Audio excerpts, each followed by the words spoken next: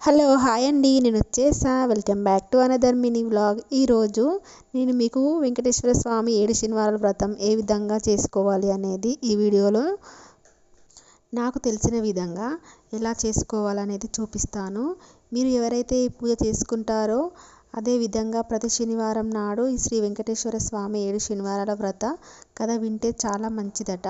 మీరు కూడా తప్పకుండా కథను వినండి. విని మీ మనసులో గోవింద గోవింద అని అనుకోండి. ఈ కథ వినేటప్పుడు మీకే అర్థమవుతుంది. సరే, మరి వ్రత కథ స్టార్ట్ చేద్దాం. కథ మనస్ఫూర్తిగా ప్రశాంతంగా వినండి. వ్రత కథ స్టార్ట్ చేసే ముందు ఈ వెంకటేశ్వరుని వ్రత కథ విధానం చదవవచ్చు, లేదంటే వినవచ్చు. విని కూడా పూజ చేసుకుంటే చాలా మంచిది. సో మీరందరికీ కూడా ఈ వీడియో నచ్చుతుంది అని నేను అనుకుంటున్నాను. వెంకటేశ్వర స్వామి అష్టోత్తరాలు పూర్తయిన తర్వాత ఈ వ్రతకల్పం అనేది స్టార్ట్ అవుతుంది. మొత్తం 5 అధ్యాయాలుగా ఉంటాయి. ఇప్పుడు ఈ కథ ఎలా ఉంటుందో చూసిద్దాం. ఓం శ్రీ వెంకటేశ్వరాయ నమః. శ్రీ వెంకటేశ్వర వ్రతకల్పం ప్రథమ అధ్యాయం. శ్రీ భగవానువాచ. కలియుగంలో ఒకానొక శుభముహూర్తంలో సాక్షాత్తు భూలోక వైకుంఠమైన తిరుమల కొండపైన విశ్వాపతి అను భక్తునికి శ్రీనివాస రూపంలో ప్రకటితమై శ్రీ వెంకటేశ్వరునిగా భక్తులచే కొలువబడిన శ్రీమన్నారాయణుల వారు శ్రీ వెంకటేశ్వరుని వ్రతకల్పంగా ప్రసిద్ధి చెందినది. ఈ వ్రతం గురించి గ్రంథం రచింపవలసిందిగా అనుగ్రహించి ఈ విధంగా చెప్పగలిగారు. ఓయి ప్రియభక్త విశ్వాపతి నామధేయ, ప్రియభక్తుడవైన నీకు ఒక విశేష వ్రతకల్పం గురించి వివరిస్తున్నాను. ఈ వ్రతం నాకు అత్యంత ప్రీతికరమైనది. అందరూ ఆచరించుటకు ఎంతో సులభమైనది. కలియుగంలో మానవులు తమ తమ పూర్వఫలాలను అనుభవిస్తూ తిరిగి అనేక పాశకర్మాలను ఆచరిస్తూ దుఃఖముల పాలవుతున్నారు. వీరిలో నా భక్తులైన కొందరు వారి వారి కష్టాలను వివరించవలసిందిగా నన్ను వేడుకుంటున్నారు. ఎన్నో వ్యయ ప్రయాసాలకు వచ్చి తిరుమల యాత్ర వచ్చి నన్ను దర్శించుకుంటున్నారు. నా భక్తులు అంటే నాకు అత్యంత ప్రీతికరం. నా మీదే పూర్తి భారం వేసి ధర్మపదంలో జీవితం గడిపే వారి బాధ్యతను నేనే వహిస్తాను. ఇప్పుడు నేను వివరిస్తున్న వ్రతం ఈ వ్రతం శ్రీ వెంకటేశ్వర వ్రతకల్పం అని ఎంతో ప్రసిద్ధి చెందినది. ఈ వ్రతం నాకు అత్యంత ప్రియమైనది. ఈ వ్రతాన్ని భక్తి శ్రద్ధలతో ఎవరైతే ఆచరిస్తారో వారి బాధలను తక్షణమే నివృత్తి కాగలదు. ఈ వ్రతం ఎవరైనాను ఎప్పుడైనాను ఆచరించవచ్చును. ప్రత్యేకించి మార్గశిర మాఘ కార్తీక మాసం నందు గాని, పౌర్ణమి, పంచమి, సప్తమి, ఏకాదశి తిథుల యందు గాని, శ్రావణపడి నక్షత్రం యందు గాని ఆచరించవచ్చును. మిక్కిలి ఫలదాయకం. కలియుగంలో నా భక్తులైన మీరు అనుభవిస్తున్న కష్టాలన్నీ నాకు తెలియను. నీకు ఎప్పుడు ఏ కష్టం వచ్చినా, ఏ ఆర్థిక సమస్యలు కానీ, ఆరోగ్య సమస్యలు కానీ, ఉద్యోగ వ్యాపార సమస్యలు కానీ, మనశ్శాంతి లేనప్పుడు ఈ వ్రతం ఆచరించవచ్చును. ఇది ఆచరించిన ఎడల తక్షణమే ఆయా సమస్యలు అన్నీ తొలగిపోయి మీరు మీ ఇంట శుభకార్యము పెట్టుకున్న ఈ వ్రతం ఆచరించిన ఎడల ఆ శుభకార్యము నిర్విఘ్నంగా జరిగి 1000 రెట్లు శుభప్రదం కాగలదు.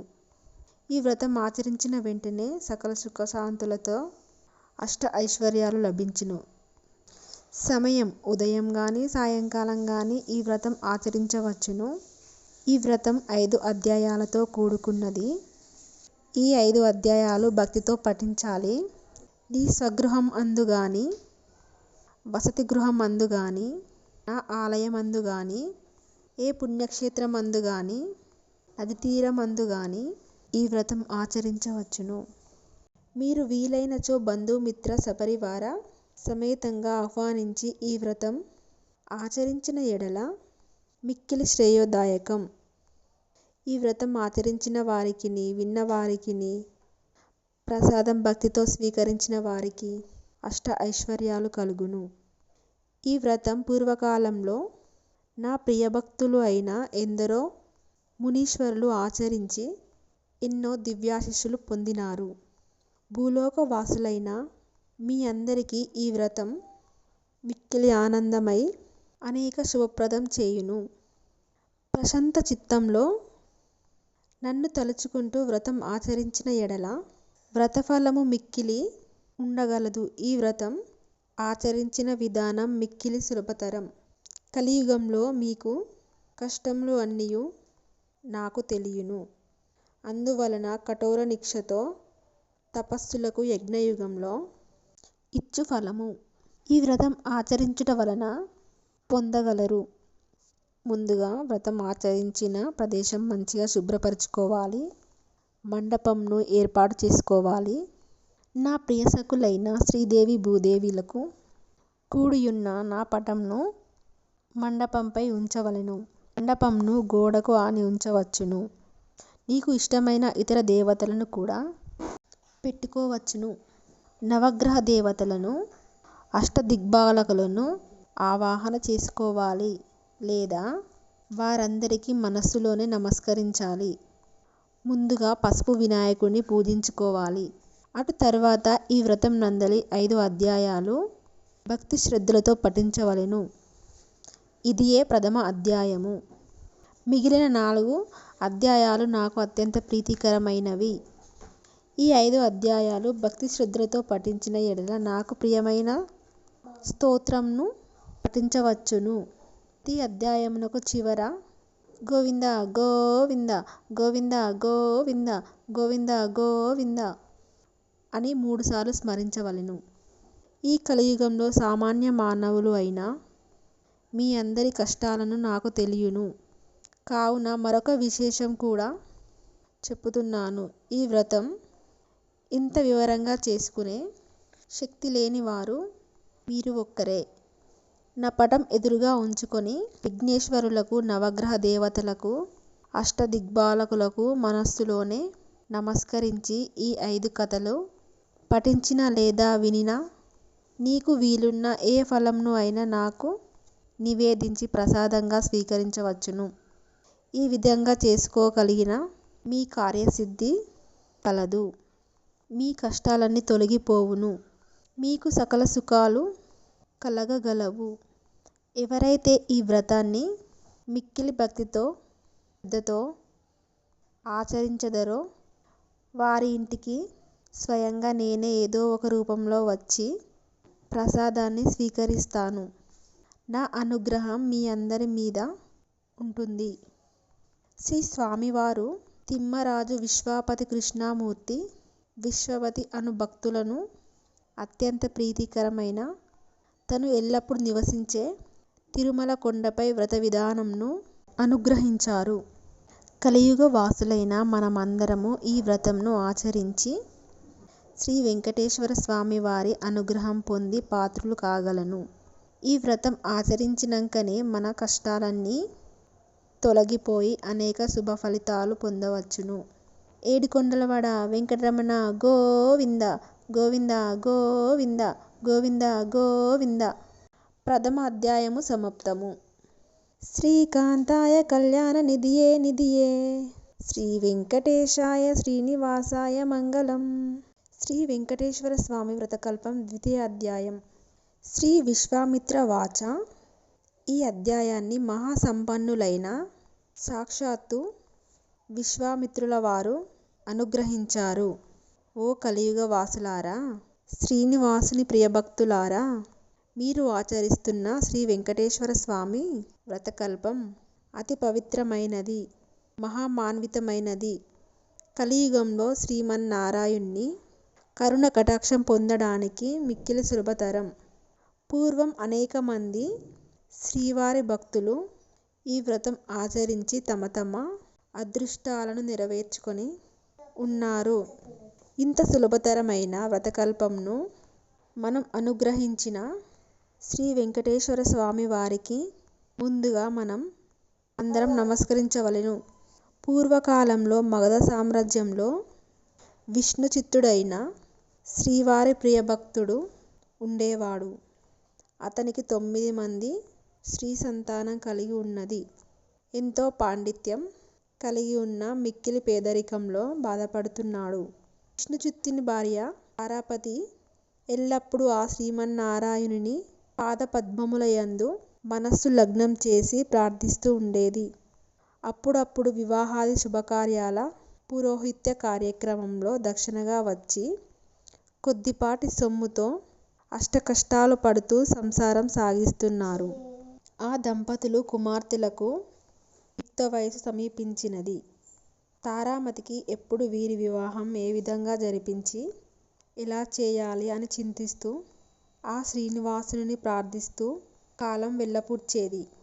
ఓ శ్రీనివాస భక్తులారా, ఆశ్రయ జనరక్షకుడైన శ్రీ వెంకటేశ్వర స్వామి వారికి తన భక్తుల మీద అపార ప్రేమ అని అందరికీ తెలిసినదే కదా. ఆనాడు మాఘ పౌర్ణమి ఉదయాన్నే ఒక యుద్ధ బ్రాహ్మణుడు విష్ణుచిత్తుని ఇంటికి తలుపు తట్టాడు. అయ్యా, నేను మగధ దేశపు వాసుడను. ఒక యజ్ఞం నిమిత్తం వెళుతూ ఒక దారి దేశం వచ్చాను. దయచేసి ఈ ఒక్కరోజు మీ ఇంట్లో ఉండనిచ్చుకోండి. తిరిగి రేపు ఉదయాన్నే వెళ్ళిపోతాను అని విష్ణుచిత్తుణ్ణి ఆర్థించాడు. అందుకు విష్ణుచిత్తుడు, స్వామి, అంతకు మించిన అదృష్టం మాకేమున్నది? అతిథి సాక్షాత్తు శ్రీమన్నారాయణుడితో సమానం అని పురాణాలు ఘోషిస్తున్నాయి కదా. తమరు ఎటువంటి సంకోచం లేకుండా మా ఇంటిలో తప్పకుండా ఉండవలసిందిగా అని ఆ వృద్ధ బ్రాహ్మణుడిని లోనికి తీసుకొని వచ్చి సపర్యంగా భావించారు. ఆ రోజు మధ్యాహ్నం భోజన అనంతరం ఆ వృద్ధ బ్రాహ్మణుడు తారామతితో అన్నాడు, ఏమమ్మా దిగులుగా ఉన్నావు? ఏమిటి నీ బాధ? ఏమి సంకోచకుండా చెప్పు అన్నాడు. అందులకు తారామతి, స్వామి, తమరు మహాతపస్సంపన్నులు, తేజస్సులు, సాక్షాత్తు ఆ వైకుంఠ వాసుని మాదిరిగా ఉన్నారు. మీ వద్ద దాచడానికి ఏమున్నది? నా మనవ్యోదంతా నా బిడ్డల వివాహం గురించి మాత్రమే అని విన్నవించింది. అప్పుడు ఆ విప్రోత్ముడు చిరునవ్వి నవ్వి, తల్లీ, నీ బాధను నేను గ్రహించితిని. నీ కష్టాలు తొలగిపోయి శుభప్రదంగా వివాహం కలుగుటకు ఒక అద్భుత వ్రతం గురించి మీకు చెప్పెదను. ఈ వ్రతం ఆచరించిన మీ కష్టం తీరును, భోగభాగ్యాలతో తొలతూగెదరు. శ్రీ వెంకటేశ్వర స్వామి వ్రతం అని చెప్పాడు. ఈ వ్రతం మిక్కిలి శుభప్రదం అని చెప్పి ఆ విధానం అంతయు దంపతులకు చెప్పి వివరించాడు. అంతటా విష్ణుచిత్తుడు, స్వామి మహాసంతోషం, ఇంతకు మించి మహాభాగ్యం ఇంకేముంటుంది? ఎన్నో రోజులు ఎందుకు అని అన్నారు. ఈరోజు మాఘ పౌర్ణమి, ఎంతో శుభదినం. ఈరోజే తమరు సెలవిచ్చిన వెంకటేశ్వర స్వామి వ్రతంను ఆచరించవలెను అని విష్ణుచిత్తుని తారామతి దంపతులు తమ కుమార్తెలందరితో కలిసి ఆ రోజు సాయంకాలమందు ఈ వ్రతం ఆచరించాడు.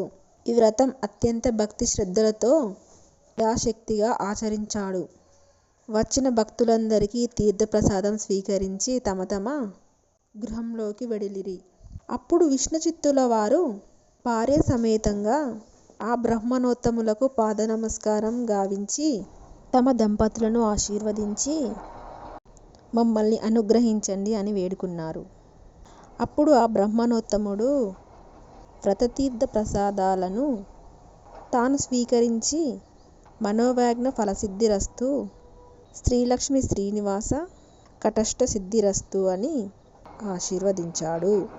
ఇంతలో చీకటిపడి నిద్ర సమయం అయినది. అంతలో విష్ణుచిత్తుడు ఆ బ్రాహ్మణుడికి చినిగిన దుప్పటి ఇచ్చి కన్నీళ్లు పర్యంతరంగా, స్వామి, కడు పెద్దవాడినై నా వద్ద ఇంతకు మించి మంచి దుప్పటి లేదు. ఈ రాత్రికి నన్ను క్షమించి దీనియందు విశ్రమించవలసింది అని వేడుకున్నాడు. అందుకు ఆ బ్రాహ్మణుడు చిరునవ్వు నవ్వి విష్ణుచిత్తునితో, నీవు ఏమి చింతించకు అని చెప్పి తను బయట వసారాలో పడుకుంటా అని చెప్పాడు. కొద్దిసేపటికే అందరూ నిద్ర ఉపక్రమించారు. రాత్రి 4 జామున ఉరుములు, మెరుపులు, పెద్ద వర్షం మొదలయింది. ఎటు చూసిన కటిక చీకటి గాఢాంధకారంలో కమ్ముకుపోయింది. కంటికి ఏమీ కనపడట్లేదు. విష్ణుచిత్తునకు బయట పడుకున్న ఆ ముసలి బ్రాహ్మణుడు ఎలా ఉన్నాడో అని బెంగగా ఉంది. కానీ ఆ గాఢాంధకారంలో ఏమీ కనిపించక ఎప్పుడెప్పుడు తెల్లవారుతుంది అని ఆ రాత్రి ఎలాగో గడిపారు. ఆ కుటుంబ సభ్యులు ఇంతలో తెల్లవారింది. వాన తేలిక పడింది. బయట బ్రాహ్మణుడు ఏమైనాడో, ఎంత బాధపడ్డాడో అని బయటకు వచ్చిన ఆ దంపతులకు ఒక అదృష్ట దృశ్యం కనిపించింది. అక్కడ విప్రమత్తుడు లేడు. చినిగిన దుప్పటి స్థానంలో పట్టు వస్త్రం ఉంది. ఆ పీతాంబరంపై శ్రీ వెంకటేశ్వర స్వామి విగ్రహం చిరునవ్వుతో కనిపించింది. జరిగినదంతా ఆ దంపతులకు మంచిగా అర్థమైపోయింది. వారి ఆనందానికి అస్సలు అవధులే లేవు. వచ్చింది సాక్షాత్తు ఆ శ్రీమన్నారాయణుడే. ఆహా, ఏమి మన భాగ్యము! ఎన్నో జన్మల పుణ్యఫలమే కాని ఆ స్వామివారికి గ్రహించలేకపోతిమి. చివరికి చినిగిన దుప్పటి ఇచ్చామే అని తలుస్తూ శ్రీ స్వామివారి విగ్రహాన్ని కళ్ళకు అద్దుకొని ఇంట్లోకి వచ్చారు. ఇల్లంతా స్వర్ణమయంగా కనిపించింది. అంతటా ధనరాశులే. ఆహా, శ్రీ వెంకటేశ్వర స్వామి వ్రతకల్పం మహత్యం వల్ల ఇదంతా జరిగింది. ఆ స్వామిని అనేక విధాలుగా స్తుతించారు. చూశారా, సాక్షాత్తు శ్రీ స్వామివారే ఆ భక్తుని ఇంటికి అతిథి రూపంలో వచ్చి వ్రత విధానం చెప్పడమే కాకుండా తీర్థప్రసాదాలు కూడా తానే స్వయంగా స్వీకరించారు. శ్రీ స్వామివారు అంతటి కరుణామయులు. ఎవరైనా భక్తి శ్రద్ధతో ఈ వ్రతంను ఆచరిస్తారో వారి ఇంటికి తానే స్వయంగా ఏదో రూపంలో తప్పకుండా వస్తాడు. మీరందరూ కూడా ఈ వ్రతంను ఆచరించి స్వామివారి కరుణా కటాక్షాలతో పొందండి. శ్రీ లక్ష్మీ శ్రీనివాస కటాక్ష సిద్ధిరస్తు అని విశ్వామిత్రులందరూ సెలవిచ్చారు. ఏడుకొండలవాడ వెంకటరమణ గోవింద గోవింద గోవింద గోవింద గోవింద గోవింద. శ్రీకాంతాయ కళ్యాణ నిధియే నిధియే శ్రీ వెంకటేశాయ శ్రీనివాసాయ మంగళం. శ్రీ వెంకటేశ్వరుని తృతీయ అధ్యాయం. శ్రీ వశిష్ఠ వాచ. ఈ అధ్యాయాన్ని మహాతపనిష్ట గరిష్ఠుడైన శ్రీ వశిష్ఠ మునీంద్రుల వారు నారాయణుల వారి అనుగ్రహంతో వివరించారు. ఓ కలయుగ వాసులారా, శ్రీనివాసుని ప్రియభక్తులారా, వైకుంఠవాసుడైన శ్రీమన్నారాయణుడే నేటి తిరుమల వెంకటేశ్వరుడు కలియుగ వాసులైన మీ అందరి కష్టాలను గట్టెక్కించడానికి స్వామి నీకు అతి చేరువలో తిరుమల కొండపై అవతరించాడు. ఆ స్వామివారిని ప్రసన్నం చేసుకోవడానికి ఈ వ్రతం మిక్కిలి శుభప్రదం. ఈ వ్రతం భక్తి శ్రద్ధలతో ఆచరించిన వారు సకల సౌభాగ్యాలతో అనుభవిస్తున్నారు. పూర్వకాలంలో అవంతి దేశంలో భాగ్యనగరం అనే పట్టణం ఉండేది. పేరుకు తగినట్లుగానే ఆ పట్టణంలో భాగ్యవంతులు మహానుభావులకు కుదువలేదు. అయితే వారి తమ తమ సంపదను చూసుకొని గర్విస్తూ మిగిలిన సామాన్యులను అతిహీనంగా చూసేవారు. ఆ ఐశ్వర్యం అంతా తమ గొప్పే అని తలిస్తూ నిత్య పూజలు కాదు కదా, ఏ పూజలు చేసేవాడు కాదు. అప్పుడు శ్రీమన్నారాయణుడు మీరందరికీ జ్ఞానోదయం కలిగించాలి అని తోచింది. ఒక రోజున ఆ ధనవంతుడు అందరూ విందు వినోదాలతో మునిగి తేలుతున్నారు. ఆ పట్టణ తూర్పు వీధిలో గల శ్రీ లక్ష్మీనారాయణ ఆలయంలో కనీసం దీపం వెలిగించే నాథుడు కూడా కరువయ్యారు. ఆ రోజు తొలి ఏకాదశి, ఎంతో పర్వదినం. కానీ ఆ పట్టణంలో ఒక్కరు కూడా ఆ ఆలయానికి పూజ కార్యక్రమాలు నిర్వర్తించాలి అని ఆలోచించలేదు. సాయంత్రం ఉన్నట్టు ఉండి దట్టమైన మబ్బులు కమ్ముకున్నాయి. బ్రహ్మాండమైన కుంచవృష్టి. వ్యాపారుల అందరి ఇళ్ళు నీట మునిగిపోయాయి. అంతా గాఢాంధకారం. తెల్లవారేసరికి ఊరంతా నేలమట్టం అయింది. వ్యాపారుల ఇళ్ళు అన్నీ కూలిపోయాయి. ఐశ్వర్యాలు అన్నీ పోయి చివరికి కట్టుబట్టలతో మిగిలిపోయారు. ఎందుకు ఈ ఉపద్రవం, ఎందుకు ఈ జలప్రళయం? ఎవరికీ అంతుపట్టలేదు. అంతలో వారికి ఒక విశేషం కనిపించింది. ఊరు చివరన ఉండే పూరు గుడిసె చెక్కు చెదరకుండా ఉన్నాయి. వారికి ఆశ్చర్యం కలిగించింది.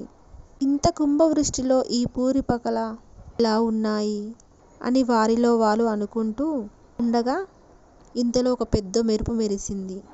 ఆకాశవాణి ఇలా పలికింది: ఓ మూర్ఖులారా, మీ సంపదలన్నీ ఈ గొప్పతనమని భావిస్తూ ఉండటం వలనే ఇలా జరిగింది. ఆ పూరి గుడిసెలో నివసించే దేవయ్య నాకు ప్రియభక్తుడు, అతి సామాన్యుడు అయిన దేవయ్య ప్రతిరోజు మీ ఊరిలోని శ్రీ లక్ష్మీనారాయణ ఆలయంలో దీపం వెలిగిస్తున్నాడు. అంతేకాక ప్రతి ఏకాదశి నాడు నాకు వీలున్నంతలో శ్రీ వెంకటేశ్వర వ్రత కల్పాన్ని నిర్వర్తిస్తున్నాడు. ఆ వ్రత ఫలితంగానే తనతో పాటు ఆ గుడిసెలో ఉండే వారందరూ రక్షింపబడ్డారు. మీరందరూ కూడా ఆ వ్రతం ఆచరించిన ఎడల మీ ఐశ్వర్యాలను తిరిగి పొందగలరు అని వినిపించింది. వెంటనే వారందరూ ఆ ఆలయానికి వెళ్ళి తక్షణమే అందరూ తలొక్క పనిని పూనుకొని శ్రీ వెంకటేశ్వర వ్రతకల్పాన్ని ఆచరించారు. ఆ వ్రత ఫలితంగానే అందరి గృహాలు పూర్వరూపంలో లాగా కనిపించాయి. అది మొదలగు భక్తులందరూ శ్రీవారి భక్తులై ఏకాదశి నాడు వెంకటేశ్వర వ్రతకల్పాన్ని ఆచరిస్తూ బ్రతికినంత కాలం సుఖ సౌభాగ్యాలతో ఉండి చివరికి ముక్తిని పొందారు అని శ్రీ వశిష్ఠ వారు వివరించారు. గోవింద గోవింద గోవింద గోవింద గోవింద గోవింద అని 3 సార్లు పలికి ఏడుకొండలవాడ వెంకటరమణ గోవింద గోవింద. తృతీయ అధ్యాయం సమాప్తం. శ్రీకాంతాయ కళ్యాణ నిధియే నిధియే శ్రీ వెంకటేశాయ శ్రీనివాసాయ మంగళం. ఓం శ్రీ వెంకటేశాయ నమః. శ్రీ వెంకటేశ్వరుని 4వ అధ్యాయం. శ్రీ భరద్వాజ వాచ. శ్రీమన్నారాయణునికి అత్యంత ప్రీతికరమైనటువంటి శ్రీ వెంకటేశ్వర స్వామి వ్రతకల్పంలోని 4వ అధ్యాయాన్ని మహామునీశ్వరులు శ్రీ భరద్వాజుల మహర్షుల వారు ఈ విధంగా చెబుతున్నారు. ఓ కలియుగ వాసులారా, శ్రీమన్నారాయణ ప్రియభక్తులారా, మీరు ఆచరిస్తున్నటువంటి శ్రీ వెంకటేశ్వర వ్రతకల్పం అద్భుతమైనది. మీ కోరికలన్నింటినీ తక్షణమే తీర్చగల ఉపాయం. శ్రీ వెంకటేశ్వరుని ప్రసన్నం చేసుకోవడానికి అత్యంత సులభతర మార్గం ఇది. మీ అందరినీ అనుగ్రహించడానికి సాక్షాత్తు ఆ వెంకటవాసుడై కలియుగ తిరుమల కొండపై శ్రీ వెంకటేశునిగా అవతరించారు. ఎన్నో జన్మల పుణ్యఫలం తిరుమల కొండపై కాలు మోపడం సాధ్యం కాదు. స్వామి దర్శనం లభించారు. ఇదే విధంగా శ్రీ వెంకటేశ్వర వ్రతకల్పం ఆచరించే సంకల్పం కలుగుటకు కూడా ఎంతో పూర్వజన్మ పుణ్యఫలమే వలనే సాధ్యం. ఆచరిస్తున్న వారు, కథలు విన్నవారు, ప్రసాదం స్వీకరించిన వారు శ్రీవారి కృపకు పాత్రులై ఎంతో మహాభాగ్యం పొందుదురు. పూర్వకాలంలో నగరి అనే గ్రామంలో ధనగుప్తుడైన వ్యాపారి నివసించేవాడు. అతడు పరమలోభి. ఎంతో ధనము సంపాదించినను అతని లోభితనానికి అంతు లేకుండానే ఈ ఐశ్వర్యం అంతయు తన గొప్ప అని భ్రమలో కొట్టుమిట్టులాడేవాడు. ఎంతటి వారి అయినను ఈ అహంకారమే కదా పాతాళానికి అనగదొక్కేది. ధనగుప్తుని భార్య కాంతిమతి మాత్రం ఎంతో భక్తి శ్రద్ధలతో కలిగి ఉండెను. వారికి 3 పుత్రికలు. చివరి పుత్రిక అయిన కుమారికి దైవభక్తి ఎక్కువ ఉండేది. ఎప్పుడు ఆ శ్రీనివాసుని తలుచుకుంటూ ఉండేది. తండ్రికి తెలియకుండానే వీలున్నప్పుడల్లా శ్రీ వెంకటేశ్వర స్వామి వారి ఆలయానికి వెళ్ళి స్వామిని దర్శించుకునేది. ఇంటికి తిరిగి వచ్చిన ప్రసాదంని అందరూ స్వీకరించిన తండ్రి మాత్రం అస్సలు స్వీకరించేవాడు కాదు. భర్త యొక్క ఈ ప్రవర్తనకు కాంతిమతి మిక్కిలి చింతించేది.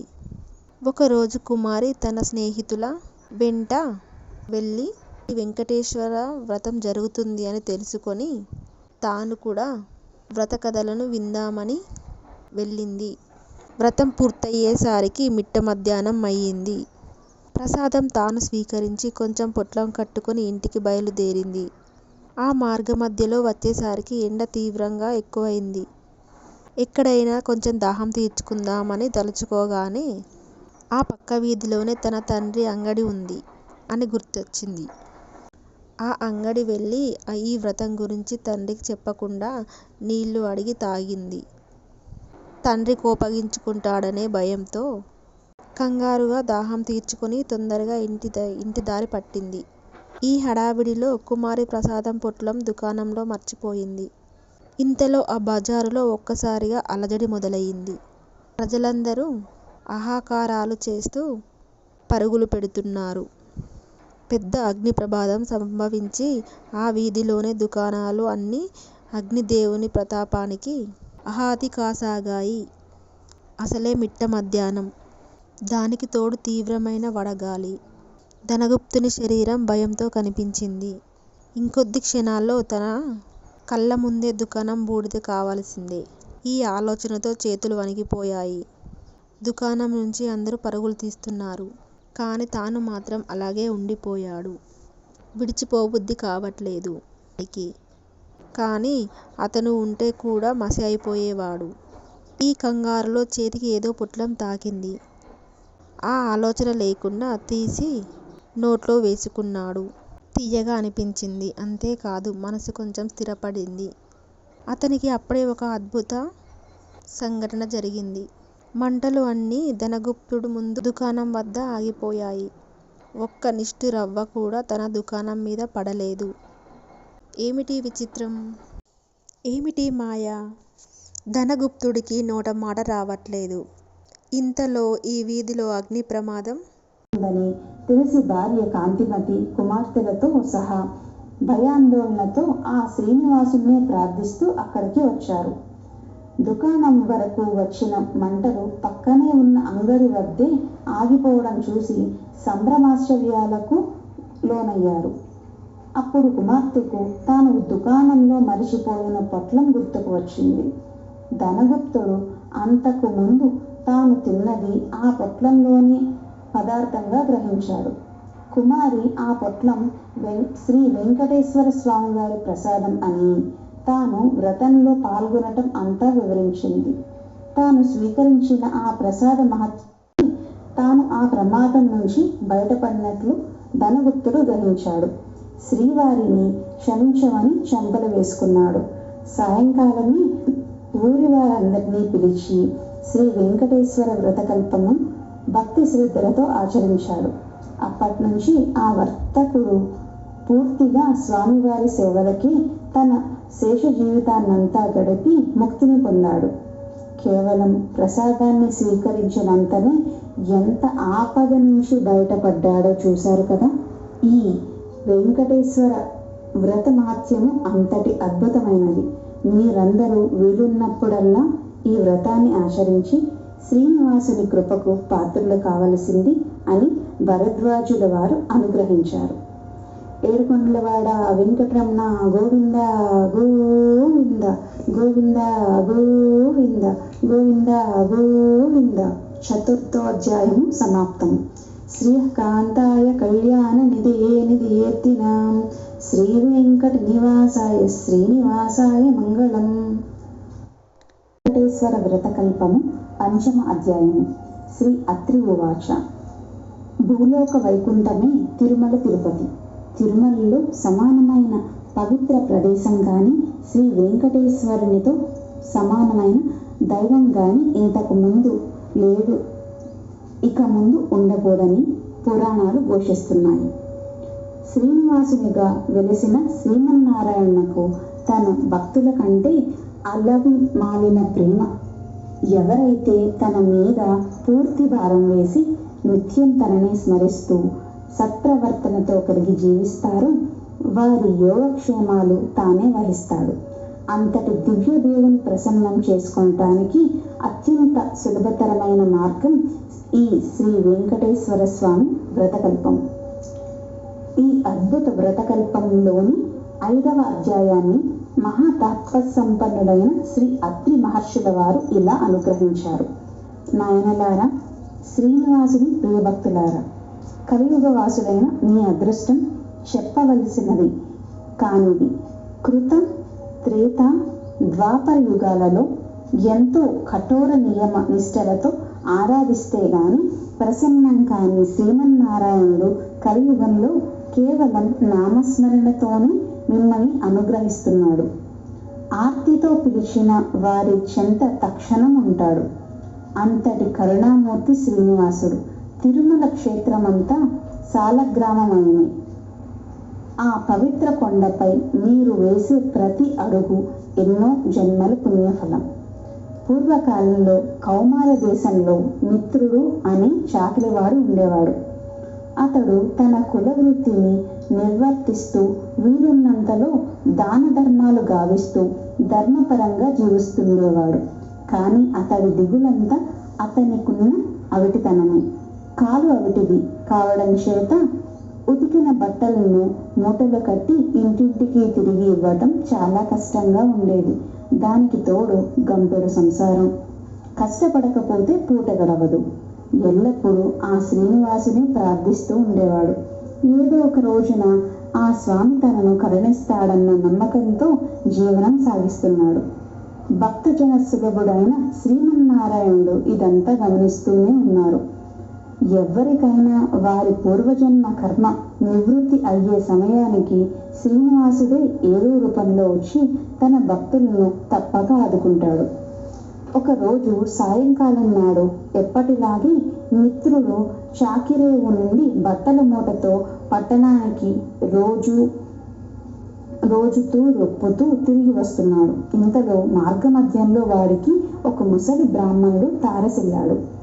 సహజంగా భక్తి శ్రద్ధల గలవాడు ఆవడం చేత మిత్రుడు భుజం మీద మూటలు కింద పెట్టి ఆ బ్రాహ్మణునికి నమస్కరించాడు.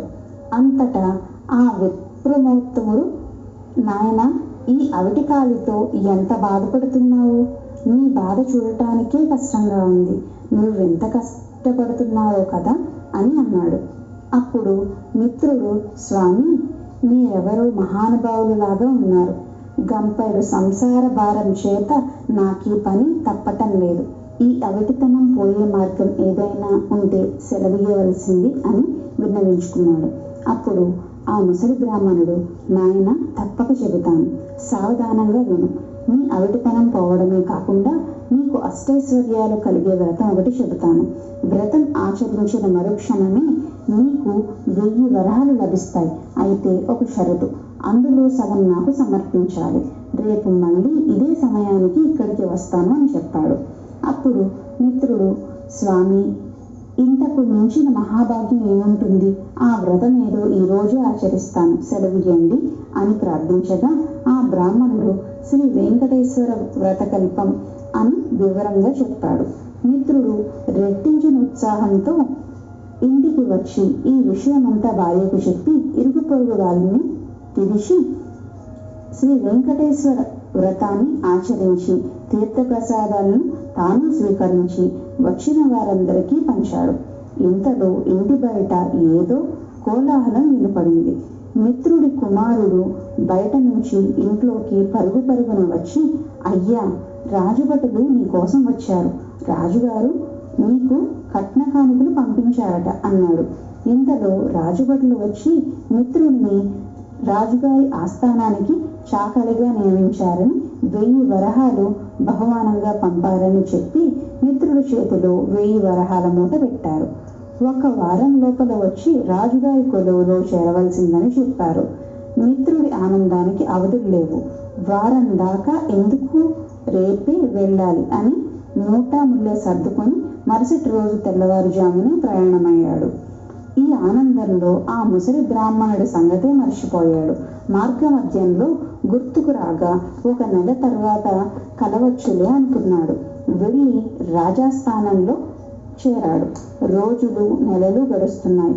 ఆ బ్రాహ్మణుడికి ఇచ్చిన మాట పూర్తిగా మర్చిపోయాడు. అంతే, బ్రాహ్మణ రూపంలో వచ్చిన ఆ స్వామివారికి కోపం వచ్చింది. మానవ నైజం అంతే అని అనుకున్నారు శ్రీ స్వామివారు. తన మహత్యం తెలియచెప్పాలని నిర్ణయించుకున్నారు. అంతే, ఆ మరునాడే రాజు ఆస్థానంలో రాణిగారి నగలు మాయమయ్యాయి. ఆ అభాండం మిత్రుడి మీద పడింది. మిత్రుడికి కఠిన కారాగార శిక్ష పడింది. రాజభటులు మిత్రుడిని పలు విధాల శిక్షించారు. ఎందుకు ఇలా జరిగింది, ఎందుకు అభాండం తన మీద పడింది అని తలుస్తున్న మిత్రుడికి ఆ రాత్రి స్వామివారు కలలో కనపడి వృద్ధ బ్రాహ్మణుడి రూపంలో వచ్చినది తానేనని, తనకిచ్చిన మాట నిలబెట్టుకోలేకపోవడం చేత ఇలా జరిగిందని చెప్పారు. అప్పుడు మిత్రుడు, స్వామి, నేను మిక్కిలి పాపాత్ముడను, ఎంతటి అపరాధం చేశాను, దయచేసి నన్ను కరుణించండి. ఇక మీదట తప్పక ప్రతి నెల మీ వ్రతం ఆచరిస్తాను.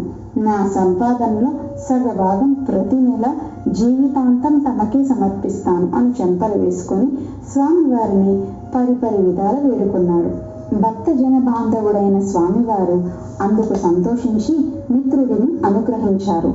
శ్రీవారి అనుగ్రహం చేత రాణి నగలు వేరే ప్రదేశంలో మరుసటి రోజు దొరికినవి. మిత్రుడు దొంగలించలేదని రాజుకి గ్రహించడం జరిగింది. మిత్రుడిని కారాగారం నుంచి వదిలివేశారు.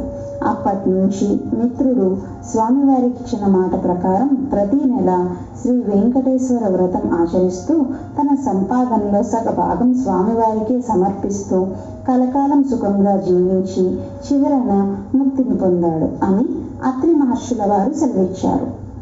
ఏడుకొండలవాడ వెంకటరమణ గోవింద గోవింద గోవింద గోవింద గోవింద గోవింద. పంచమోధ్యాయము సమాప్తము.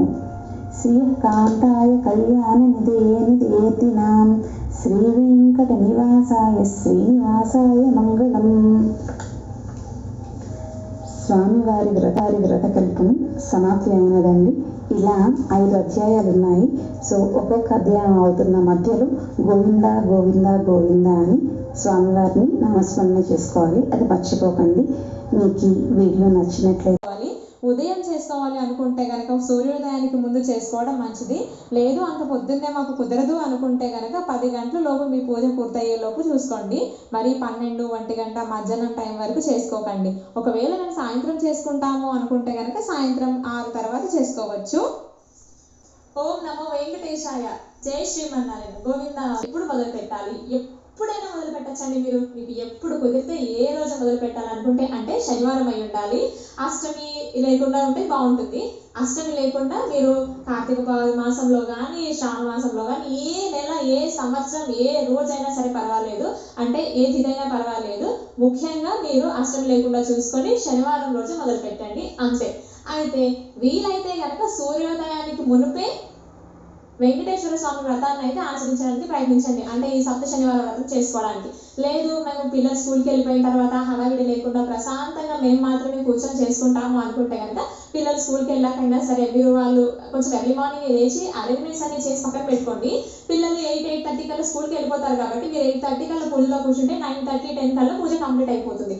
మీరు స్టార్ట్ చేయడమే 10 కల్లా స్టార్ట్ చేస్తే మరి మిట్ట మధ్యాహ్నం అయిపోతుంది. అందుకని మీ పూజ అనేది 10 లోపు కంప్లీట్ అయిపోయేలా చూసుకోండి.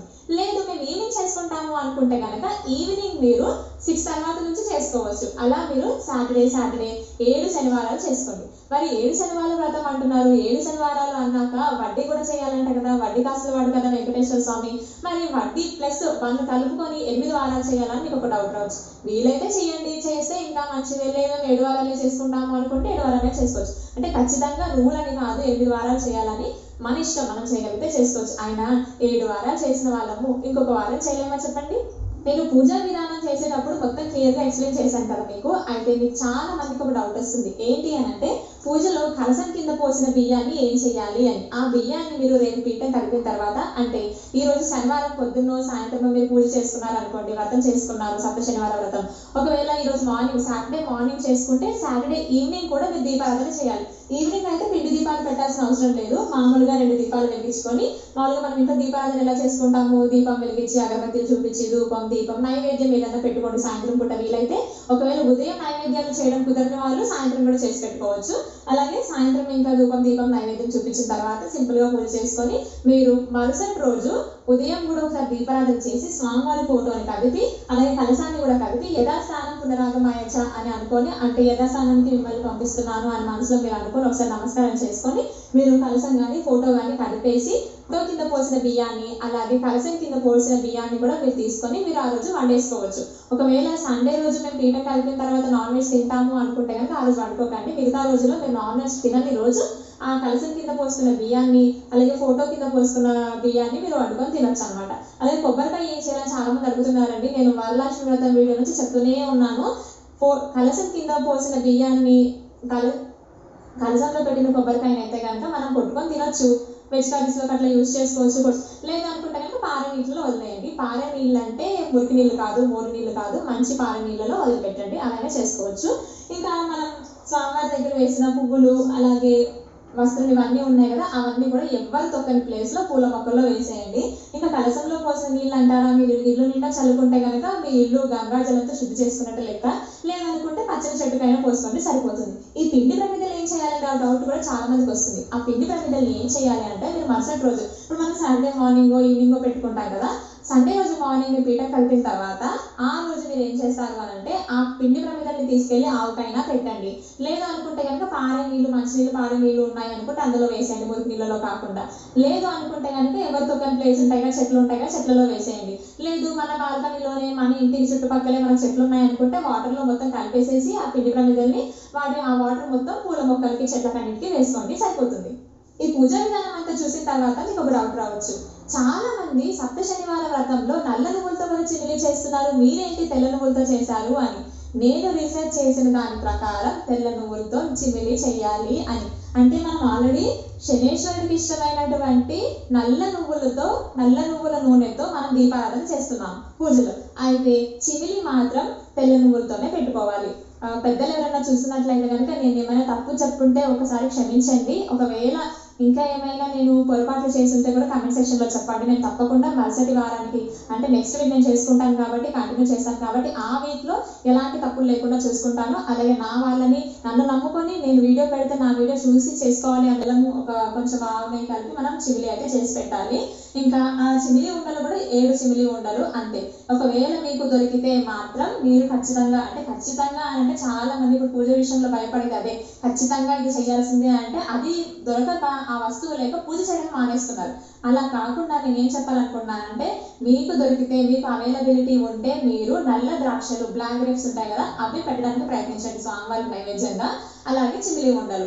ఇంకా మేము నైవేద్యాలు ఇంకేమైనా చేసి పెట్టుకుంటాము అనుకుంటే మీ ఓపిక, మీ శక్తి కొలది పులిహోర, పరమాన్నం, దద్దోజనం, గారెలు, బూరెలు ఇలా ఏవైనా చేసి పెట్టుకోవచ్చు, వడకప్పు, పానకం లాంటివి. మార్నింగ్ పూట మేము వ్రతం చేసుకుంటాము, సింపుల్ గా చిమిలి ఉండలు చేసి నైవేద్యం పెట్టుకుంటాము. ఈవినింగ్ మేము మాకు నచ్చిన నైవేద్యాలు చేసి పెట్టుకుంటాము. ఈవినింగ్ టైం ఎక్కువ ఉంటుంది కదా, ఈవినింగ్ మాకేం పర్వాలేదు అనుకుంటే కనుక మీరు ఈవినింగ్ చేసుకోండి. లేదు మాకు ఈవినింగ్ మేము ఆఫీస్కి వెళ్ళిపోతాము, మార్నింగ్ పూజ చేసుకుంటాం కదా, ఈవినింగ్ జస్ట్ దీపారాధన మాత్రమే చేసుకుంటాము, మాకు అసలు టైం ఉండదు అనుకుంటే కనుక మీరు ఏ పళ్ళలో బెల్లం ముక్కనో అటుకులో ఏవో ఒకటి పెట్టేసి స్వామివారికి నివేదన చేసి మీరు దీపారాధన అయితే చేసుకోవచ్చు. ఇలాగా మీరు 7 వీక్స్ 7 కొండల వాడికి 7 వారాలు అయితే చేసుకోవాల్సి ఉంటుంది. మరి ఆఖరి వారం 8వ వారం కూడా సేమ్ ఇదే ప్రాసెస్ లో చేసుకొని మీరు స్వామివారికి ఆ 8 వారాల లోపే కనుక మీ కోరిక నెరవేరితే, ఒకవేళ నెరవేరకపోయినా కూడా మీరు చేసిన పూజా ఫలితం ఎక్కడికి పోదు, మీ అకౌంట్లోనే ఉంటుంది. ఎప్పటికైనా ఆ స్వామి మీకు ఏది మంచిదో అది చేస్తారు, మీ కోరిక తప్పకుండా నెరవేరుతుంది. కొంచెం లేట్గా అయినా సరే, లేటెస్ట్గా అయినా మీ కోరిక అనేది నెరవేరుతుంది. కాకపోతే మీరు పూజ చేయడం మొదలుపెట్టిన దగ్గర నుంచి ఒక వారం అయిపోయింది నా కోరిక నెరవేరలేదు, 2వ వారం అయిపోయింది నా కోరిక నెరవేరలేదు, ఇలా అనుకుంటూ మాత్రం పూజ అస్సలు చేయకండి. ఎందుకంటే